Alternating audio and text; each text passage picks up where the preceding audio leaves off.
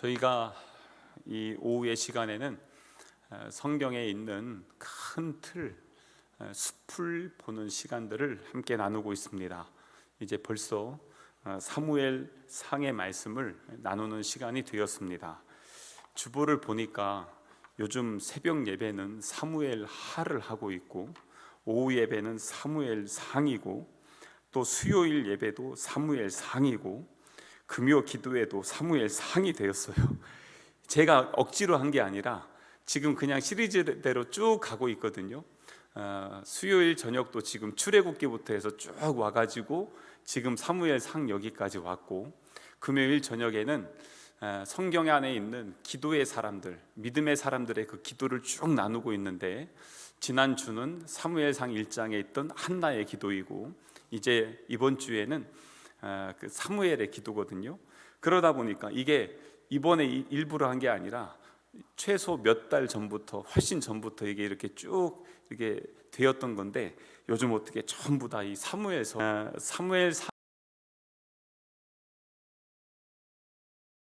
상은 저자가 사무엘입니다. 이 사무엘은 구약 역사에 있어서 아주 중요한 역할을 감당하고 있는데, 먼저는 그는 지난주에 우리 지난번 시간 나누었던 사사기 말씀 기억나세요? 그 사사들이 나올 때마다 계속해서 좋음이었다가 보통이었다가 나쁨이었다가 매우 나쁨으로 갔던 마지막 사사 삼손의 이야기까지, 그러한 영적 어둠의 시대에 한 줄기 빛이 되어서 이스라엘 백성들을 이제 예수님께로, 하나님께로 인도하는 그 사명을 잘 감당하고, 그 다음에 이스라엘의 첫 번째 왕 사울과 두 번째 왕 다윗을 기름 부어 세웠던 그러한 이제 왕정으로 이어져 가는 그러한 역사적인 시기에 왕들을 세웠던 사람이 사무엘입니다. 그래서 그는 이스라엘의 마지막 사사의 역할을 감당했고, 또한 제사장의 사명을 감당했고, 선지자적 사명도 함께 감당했던 그러한 유일한 사람입니다. 그리고 예전에 금요일 저녁에 삼손에 관한 이야기를 할 때 성경에 보면은 구약에 나시린이 있는데, 나시린은 하나님 앞에 드리는 자이거든요. 근데 이 하나님 앞에 드려진 이 자들, 그래서 머리에 삭도를 대지 않고 시체를 가까이 하지 않고 그 다음에 포도주를 먹지 않는 그러한 일들을 금하면서 하나님께만 집중해서 사는데, 기간이 있어요. 서원하는 기간들이 있는데, 아예 평생을 하나님 앞에 나시린으로 드려진 사람이 구약 성경에 2명 있습니다. 한 명은 삼손이고 한 명은 사무엘입니다. 삼손은 워낙 하나님이 봐도 영적인 어둠이 가득해서 찾을 사람이 없어가지고 겨우 찾아낸 사람이 삼손이에요. 그래서 삼손은 하나님이 택해서 나시린으로 구별했고, 사무엘은 한나의 눈물의 기도를 통해서 하나님께서 사무엘을 주시고, 엄마의 헌신으로 평생 나시린으로 서원해서 살았던 사람이 사무엘입니다. 그래서 오늘은 이 사무엘에 관한 그 말씀들을 함께 나누도록 그렇게 하겠습니다. 먼저 영상을 함께 보겠습니다. 전체적인 개론을 보겠습니다. 사무엘상과 사무엘하, 현대 성경에는 이 둘이 나눠져 있지만 실은 분량 때문에 나눈 것뿐 원래는 하나의 일관된 이야기인데요. 이 영상에서는 사무엘상을 다루겠습니다.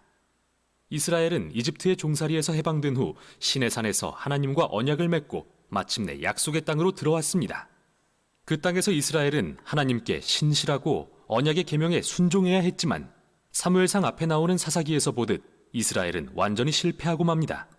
도덕적 혼란의 시기에 이스라엘에 지혜롭고 신실한 지도자가 필요했던 거죠. 바로 이 책이 이 필요에 답을 줍니다.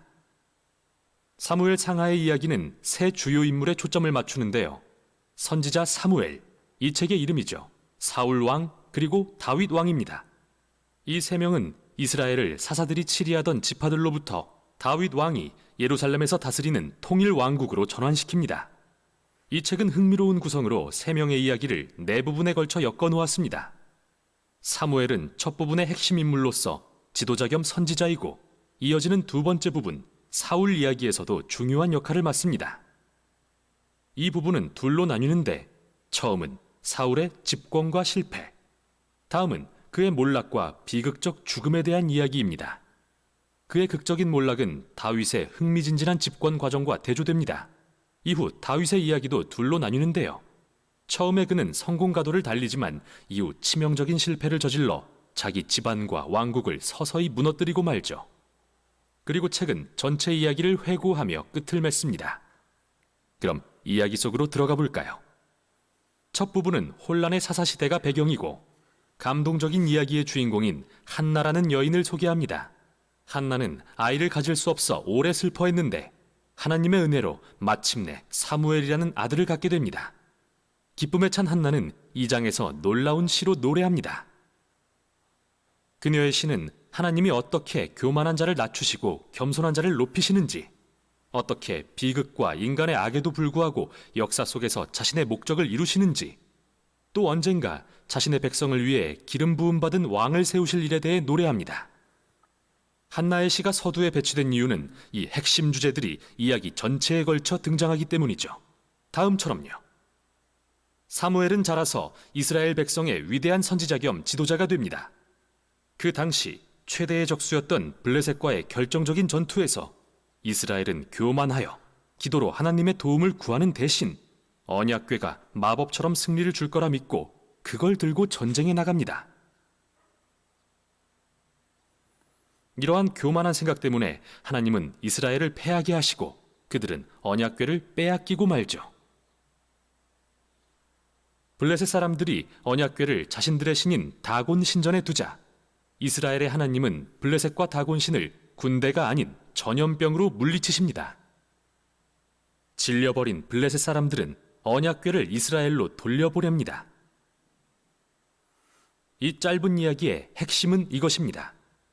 하나님은 이스라엘의 전리품이 아니시며 블레셋뿐 아니라 자기 백성의 교만도 낮추십니다. 이스라엘이 하나님의 언약의 복을 경험하고 싶다면 늘 겸손히 순종해야 하는 거죠. 다음은 긴 이야기입니다. 이스라엘 백성이 사무엘에게 말합니다. 우리도 다른 민족처럼 왕을 원한다. 우리에게 왕을 달라. 발끈한 사무엘이 하나님께 나아가 묻자 하나님은 그들의 동기는 잘못됐지만 그들이 왕을 원한다면 세워주라고 대답하십니다. 이렇게 해서 사울이 등장합니다. 사울은 전도 유망했으나 비극적인 인물입니다. 그는 키가 크고 잘생겼으며 왕이 되기에 완벽한 후보지만 심각한 성품의 결함을 갖고 있습니다. 부정직하고 청렴하지 않았으며 자기 실수를 인정할 줄 몰랐는데요. 그는 이런 결점들로 인해 결국 몰락합니다. 그는 초반에 일부 전투에서 승리했지만 마음속의 깊은 결함들은 그가 결국 하나님의 계명을 뻔뻔하게 어기고 왕의 자격을 잃게 만들죠. 늙은 사무엘은 이런 사울과 백성을 대하여 경고합니다. 하나님 앞에 겸손하며 신실한 왕만이 이스라엘에 유익하며 그렇지 않은 왕들은 멸망을 초래할 것이다. 그리고 사울에게는 하나님이 그를 대신해 새로운 왕을 세우실 거라고 알려줍니다. 그 후 사울의 몰락이 시작됩니다. 동시에 하나님은 새로운 왕을 세우려고 마쿠에서 일하고 계십니다.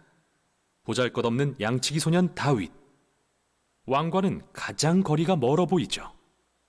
그러나 유명한 다윗과 골리앗 이야기에서 우리는 하나님이 다윗의 집안이 아닌 그의 순전하고 겸손한 믿음을 보고 택하셨다는 걸 알 수 있습니다. 이렇게 이 이야기는 한나의 시의 주제들과도 상통합니다. 교만한 사울과 골리앗은 낮추시고 겸손한 다윗은 높이시죠. 이때부터 사울은 서서히 미쳐가고 다윗은 권세를 얻기 시작합니다. 다윗은 사울의 군대장이 되어 싸우는 전투마다 승리하고 명성도 얻게 되죠. 그러자 사울은 질투심에 불타 다윗을 찾아내 죽이려고 쫓아다닙니다. 아무 잘못도 없는 다윗은 그저 광야로 도망다니며 기다릴 뿐이죠.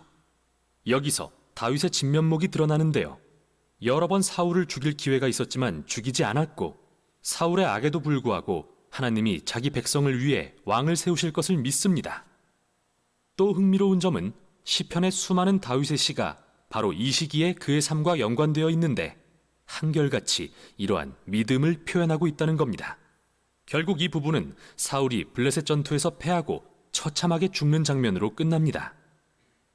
사무엘상은 성경에서 가장 복잡하면서도 정교한 이야기들을 들려줍니다. 사울과 다윗이라는 인물을 매우 현실적으로 묘사한 것도, 그들을 일종의 인물 연구처럼 제시해 독자들이 그 안에서 자신을 발견하게 하려는 의도죠. 사울의 이야기는 우리에게 나의 성품의 결함이 나와 주변 사람들을 어떻게 해야 하는지 돌아봐야 한다고 경고합니다. 우리는 하나님의 도우심을 받아 겸손히 나의 어두운 면을 다루어 사울처럼 되지 않아야 할 것입니다. 다윗은 반대로 인내하며 하나님의 시간을 기다린 본보기로 묘사됩니다. 그는 광야에서 사울에게 쫓겨 도망다니는 중에 하나님이 자기를 버리셨다고 생각할 이유가 충분했지만 그러지 않았죠. 우리는 다윗의 이야기를 통해 하나님은 인간의 악에도 불구하고 교만한 자를 낮추고 겸손한 자를 높여 자신의 목적을 이루시는 분임을 신뢰하게 됩니다. 여기까지가 사무엘상입니다. 감사합니다. 저분은 들으면 들을수록 설교를 너무 잘하시는 것 같아요. 저희가 이제 그 큰 그림을 한번 보았고요. 그 그림을 따라서 저희도 한번 말씀을 통해서 이 그림들을 함께 좀 이렇게 이해해 나갔으면 좋을 것 같습니다. 그 화면을 좀 한번 바꿔주시고요. 이게 이제 전체적인 구약의 그림입니다. 구약의 전체적인 그림은 모세오경과 왕정 500년 그리고 페르시아 시대의 7권 책으로 이렇게 정리가 되어집니다.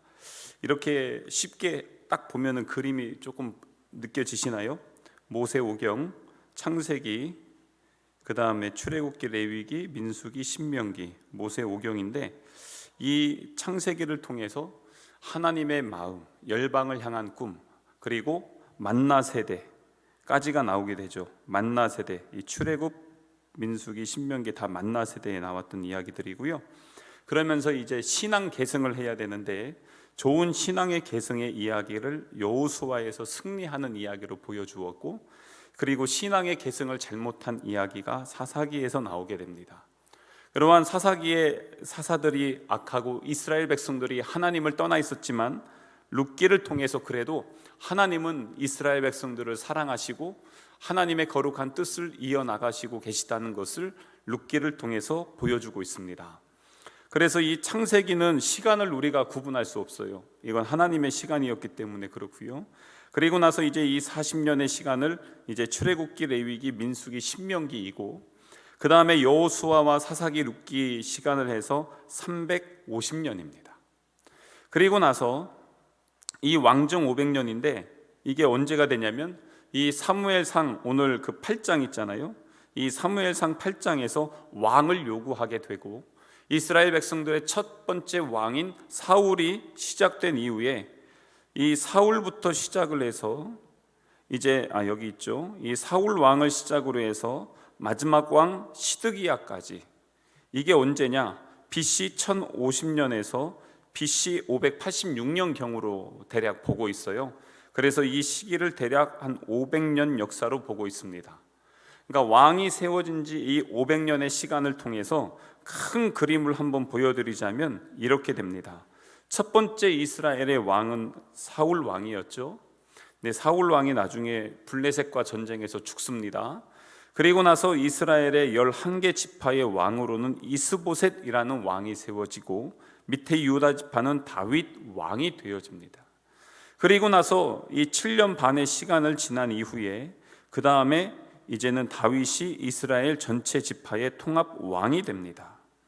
그래서 이 시간을 보면 사울 왕이 40년, 다윗이 7년 반과 33년에서 40년, 솔로몬도 40년, 120년 동안에 이렇게 사울과 다윗과 솔로몬의 역사가 솔로몬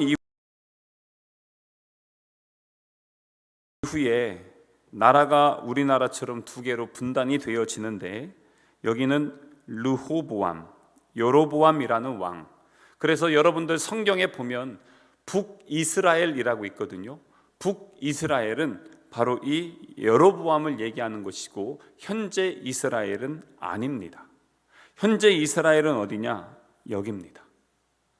그러니까 다윗과 솔로몬의 대를 이어서 왔던 왕은 르호보암 왕이고요.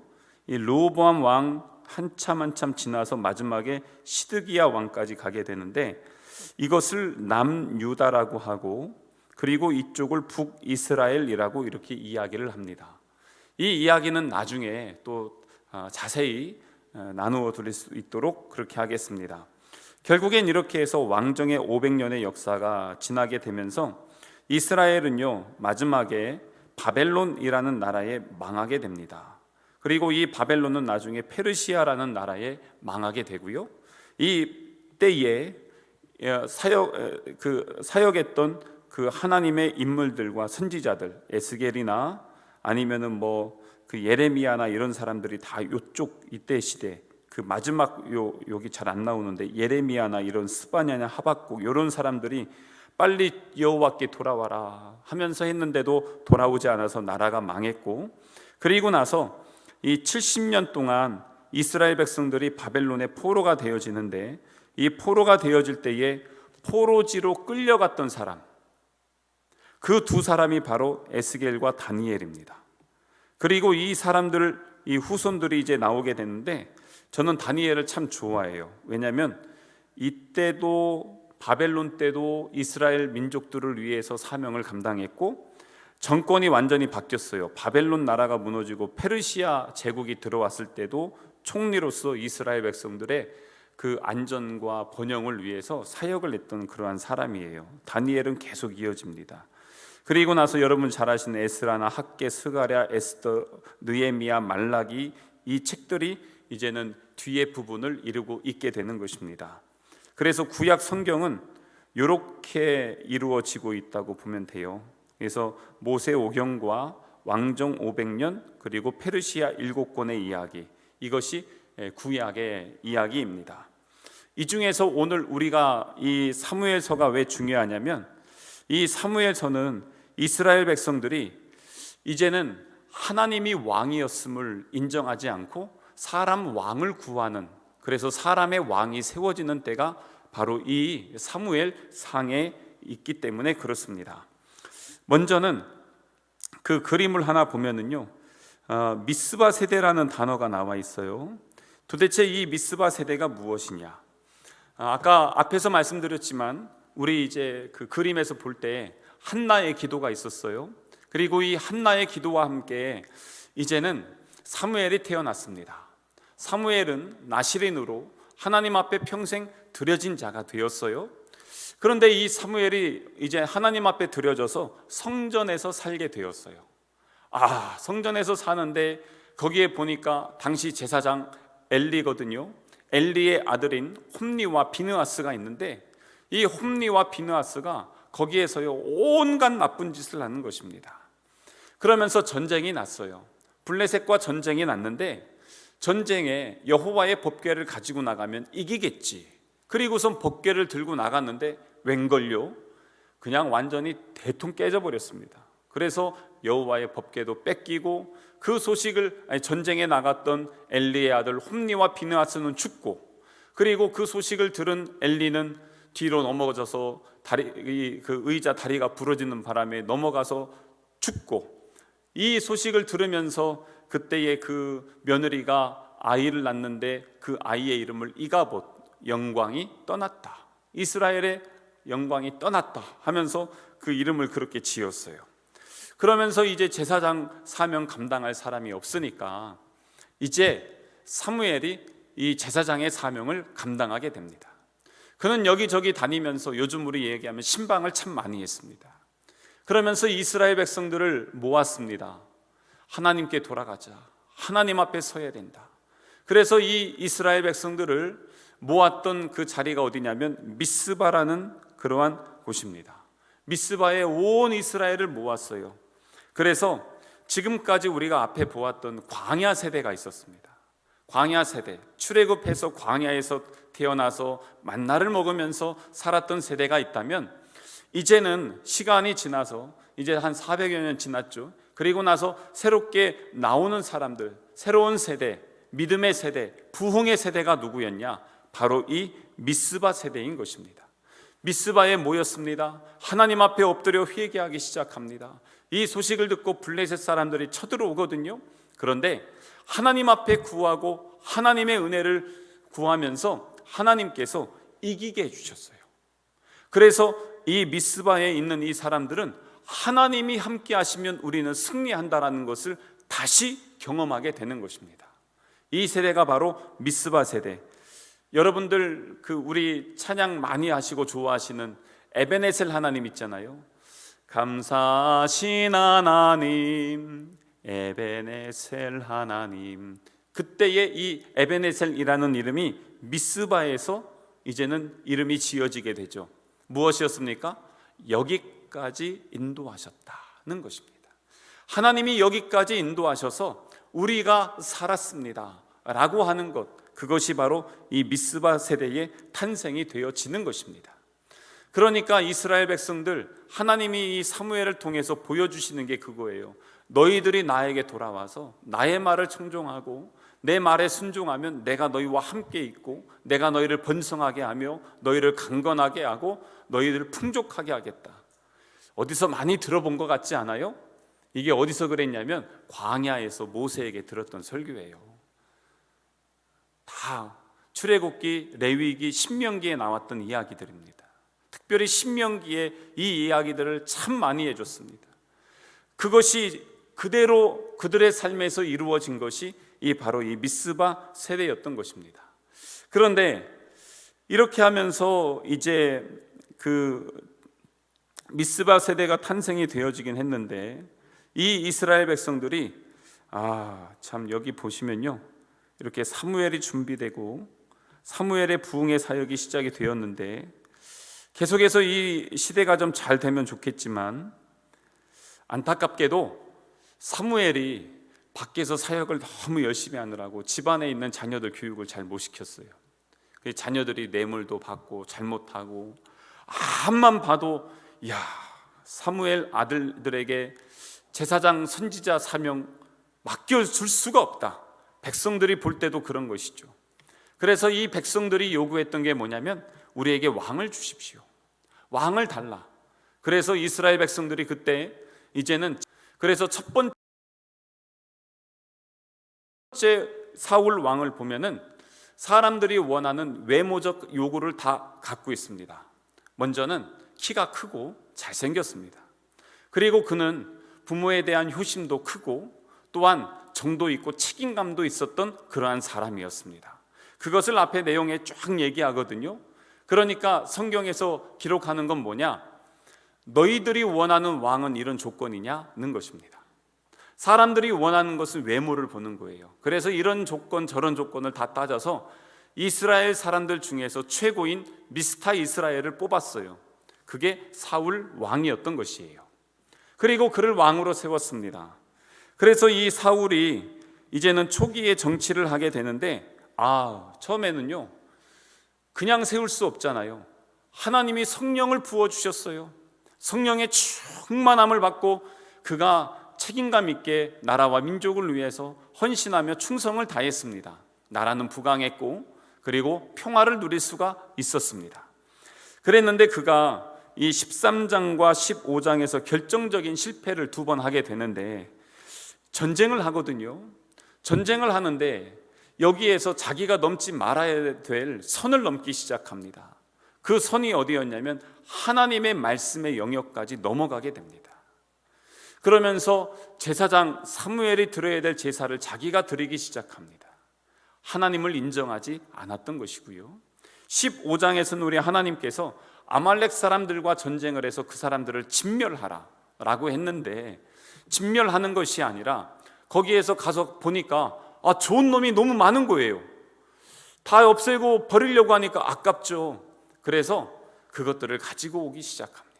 하나님께서는 버리고 없애라고 했지만 그는 취해서 가져오게 된 불순종을 하게 됩니다.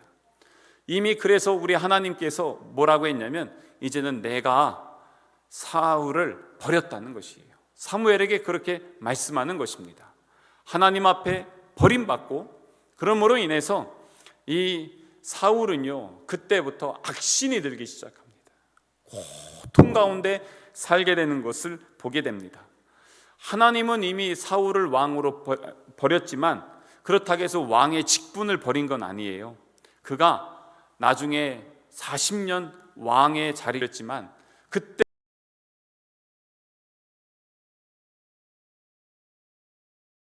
그때까지가 언제까지냐면 사무엘이 살아있는 날 동안에는 사울도 전쟁에서 승리했습니다. 이것은 사울이 잘나서가 아니라 사무엘이 나라와 민족을 위해서 간절히 기도했고 그 기도를 하나님이 들어주셔서 이스라엘 백성들을 안전하게 지켜주셨던 것이에요. 그게 하나님의 은혜였던 것입니다. 그래서 제가 늘 말씀드리죠. 정치적인 성향과 상관없이 그리스도인의 의무 중에 하나가 그래서 이 나라와 민족을 위해서 기도해야 된다는 것입니다. 그러고 나서 이제는 이 변해버린 사울 하나님께서 버리고 나서 그 과정 중에 뭘 하냐면 하나님은 다윗을 왕으로 세웁니다. 준비시키는 것이죠. 그런데 준비하는데 여기에 말씀들을 자세히 보면은 그 국정원 직원처럼 옆에 사찰하는 사람을 사무엘에다가 둡니다. 늘 감시를 합니다.